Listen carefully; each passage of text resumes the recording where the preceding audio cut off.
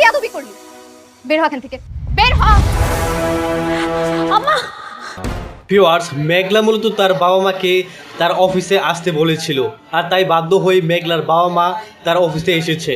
আর সেখানে এসে তাদেরকে এমন চরম অপমানের মধ্যে পড়তে হবে তা তারা কল্পনায় কখনো ভাবতে পারেনি। তো শালিমার নতুন অ্যাসিস্ট্যান্ট সে মূলত মেঘলার বাবা মাকে ভিখারি ভেবে চরম অপমান করেছে এবং শেষ পর্যন্ত ভিখারি ভেবে 500 টাকা দিয়ে ঘাড় ধাক্কা দিয়ে তাদের কোম্পানি থেকে বের করে দিয়েছে। তো তার আচরণের মধ্যে একটু মানবিকতার ছোঁয়া পাওয়া যায়নি। আর দ্বিতীয়বারের মতো যখন মেঘলার বাবা মাকে অফিসে আনা হয়েছিল, আর তখন শেষ পর্যন্ত মেঘলার নতুন অ্যাসিস্ট্যান্ট তাদেরকে ঘাড় ধাক্কা দিয়ে ফেলে দিয়েছে, আর সে অবস্থায় মেঘলা উপস্থিত হয়েছে। তো মেঘলারই অফিসে চাকরি করে মেঘলার বাবা মাকে ঘাড় ধাক্কা দিয়ে বের করে দিয়েছে। এখন তার নতুন অ্যাসিস্ট্যান্টের কি হবে?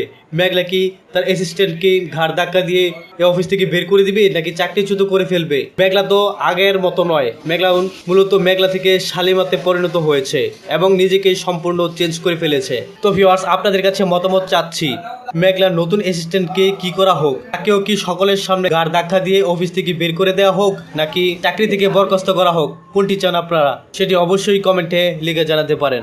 এছাড়া ভিউয়ার্স, অনিক তার সন্তানকে কোলে নিয়েছে এবং আদর করেছে এবং সেই সন্তানকে অনেক আপন মনে হয়েছে। তো হুট করে যখন বৃষ্টি অনিকের সে পুরাতন ভাঙাচোরা বাসায় এসেছে, আর সেখানে বৃষ্টি অনিককে বলেছে যে তোমার বাচ্চা যদি বেঁচে থাকে এবং বাচ্চা যদি পাল্টানো হয় এবং যে পাল্টিয়েছে তার কি করবে অনিক, সেটি মূলত বৃষ্টি তাকে প্রশ্ন করেছে।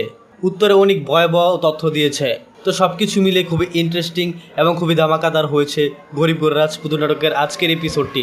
তো ভিউয়ার্স, কারোহিম ইউটিউব চ্যানেল কিন্তু জানিয়ে দিয়েছে অতি শীঘ্রই গরিব ঘর রাজপুত সিরিজটি শেষ হতে চলেছে। আগামী 2 থেকে 3টি পর্বের মধ্যেই গরিব ঘর রাজপুত নাটকের সিরিজটি শেষ করা হবে। তো এখন প্রশ্ন হচ্ছে, আগামী 41 নম্বর পর্বটি কবে আসবে? ভিউয়ার্স, আগামী 41 নম্বর এপিসোডটি দেখতে পারবেন আগামী মঙ্গলবার দিন দুপুর ঠিক 12টায় কারোহিম ইউটিউব চ্যানেলের মধ্যে।